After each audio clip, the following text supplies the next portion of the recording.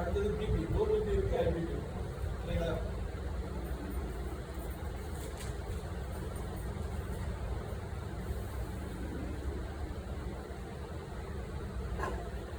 இப்போ நான் இதுக்கு ஃபுல்லாக செட் பண்ணுறேன். நீங்கள் ஏன் வளைய கட்டி போட்டுட்டீங்க, பேண்டேஜ் ஏன் மேக்ஸிமம் போட்டு உட்காந்து கையெல்லாம் கட்டிங்க, நாலு கை கட்டிங்க, அந்த மாதிரி எதுக்காக கை கட்டலாம்,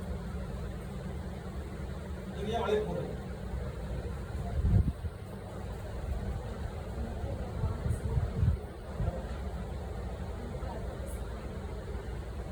அப்போ அந்த கையில் ஏன் இல்லை? அப்போ ஏன் அவங்க வலது கை கட்டிருக்காங்க போய் இப்போ யூனிக் வலது கை தான் கட்டிருக்காங்க. பெண்கள் எப்பவுமே இடது கையில கட்டணும், வலது கையில் கட்டக்கூடாது சரிங்களா. அப்துல்லாஹினுடைய இடது பக்கம் யாரு?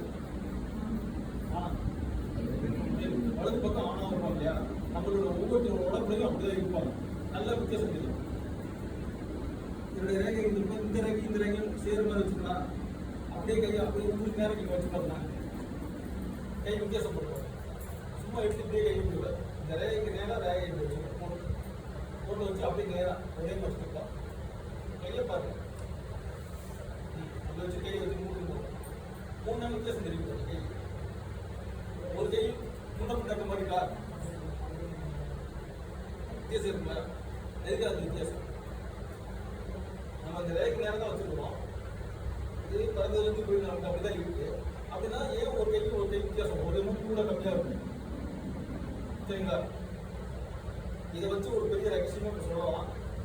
இந்த ரேகை போட்டு நேரம் பேச முடியாது.